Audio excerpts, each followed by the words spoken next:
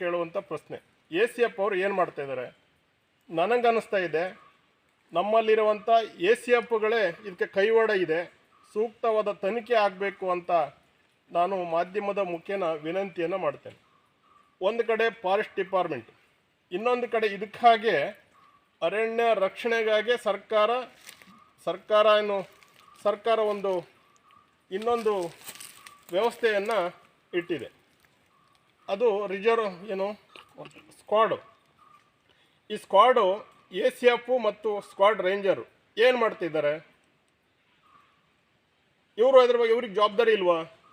ಸ್ಕ್ವಾಡ್ನೇರು ಏನು ಮಾಡ್ತಿದ್ದಾರೆ? ಇವ್ರದ್ದು ಸಾಮಿಲಿದೆಯಾ? ಅಥವಾ ಈ ನಾಟ ಅವ್ರು ಹೇಳಿರುವಂಥ ಜಾಗಕ್ಕೆ ಕಳಿಸ್ಲಿಕ್ಕೆ ಇವರೇ ಕಳಿಸಿದಾರೋ? ಇದ್ರ ಬಗ್ಗೆ ತನಿಖೆ ಆಗಬೇಕು. ನಮ್ಗೆ ಸ್ಕ್ವಾಡ್ನೇರ್ ಬಗ್ಗೆ ಭಾಳ ದೊಡ್ಡ ಅನುಮಾನ ಇದೆ. ನಮ್ಮ ವಾಜಗೋಡ್ ಪಂಚಾಯತದ ಬೌಂಡ್ರಿ ಮತ್ತು ದೊಡ್ಡ ಮನೆ ಬಿಟ್ಟಿನ ಬೌಂಡ್ರಿ ಆಗ್ತದೆ. ಈಗ ನೀವು ಈಗಾಗಲೇ ಗಮನಿಸಿದ್ದೀರಿ, ಈ ಏನು ನಡೆದಿದೆ ಇಲ್ಲಿ ಮಾರಣ ಹೋಮ, ಇದು ಒಂದೆರಡು ದಿವಸಗಳಲ್ಲಿ ನಡೆಯುವಂಥ ಪ್ರಕ್ರಿಯೆ ಅಲ್ಲ, ಸಾಕಷ್ಟು ದಿವಸಗಳಿಂದ ನಡೀತಾ ಬರ್ತಾ ಇದೆ. ಇಲಾಖೆ ಯಾವ ರೀತಿಯಲ್ಲಿ ಇದ್ರ ಬಗ್ಗೆ ನಮ್ಮ ಅರಣ್ಯ ರಕ್ಷಣೆ ಅಥವಾ ಇದನ್ನು ನಾವು ನೋಡ್ತಾ ಇದ್ದೀವಿ.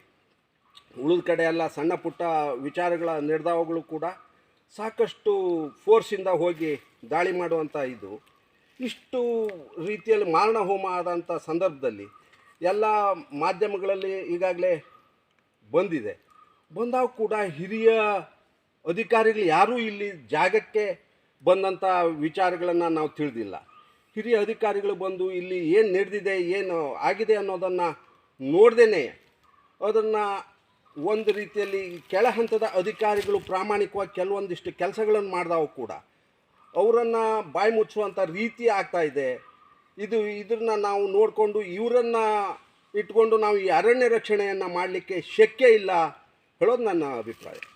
ಏನು ಈ ಮರಗಳರು ಅರಣ್ಯವನ್ನು ಲೂಟಿ ಮಾಡಿದ್ದಾರೆ. ಈಗ ನಾವು ಈ ಸ್ಥಳದಲ್ಲಿದ್ದೇವೆ.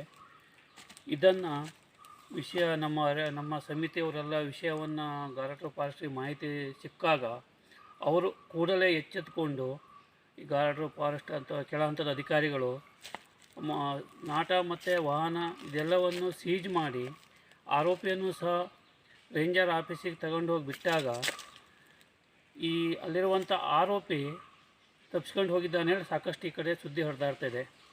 ಹಾಗಾಗಿ ನಮಗೇನು ಅನ್ನಿಸ್ತಾ ಇದೆ ಅಂತಂದರೆ, ನಮ್ಮ ಕೆಳ ಹಂತದ ಅಧಿಕಾರಿಗಳು ಅತ್ಯಂತ ಪ್ರಾಮಾಣಿಕವಾಗಿ ಕೆಲಸ ಮಾಡಿದರೂ ಮೇಲ್ ಹಂತದವರು ಇದಕ್ಕೆಲ್ಲೋ ಸಪೋರ್ಟ್ ಇದೆ ಅಂತ ಕಾಣಿಸ್ತಾ ಇದೆ. ಹಾಗಾಗಿ ಈ ವಿಚಾರದಲ್ಲಿ ಇಲಾಖೆ ಮತ್ತು ಸರ್ಕಾರ ಅತ್ಯಂತ ಗಂಭೀರವಾಗಿ ಪರಿಗಣಿಸಿ ಈ ತನಿಖೆಯನ್ನು ಕೈಗೊಂಡು ಈ ವ್ಯವಸ್ಥೆಗೆ ಅಥವಾ ಸಮಾಜಕ್ಕೆ ನ್ಯಾಯವನ್ನು ದೊರಕಿಸ್ಕೊಡ್ಬೇಕಾಗಿ ನಾವು ಕೇಳ್ಕೊತಿದ್ದೇವೆ.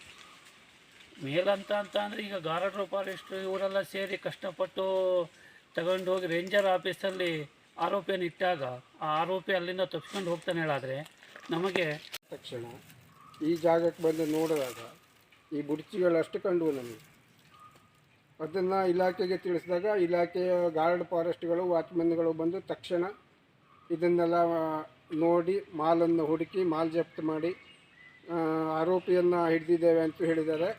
ಸಾಗಾಟ ಮಾಡಿದ ವಾಹನವನ್ನು ಹಿಡಿದಿದ್ದೇನೆ ಅಂತ ಹೇಳಿದ್ದಾರೆ.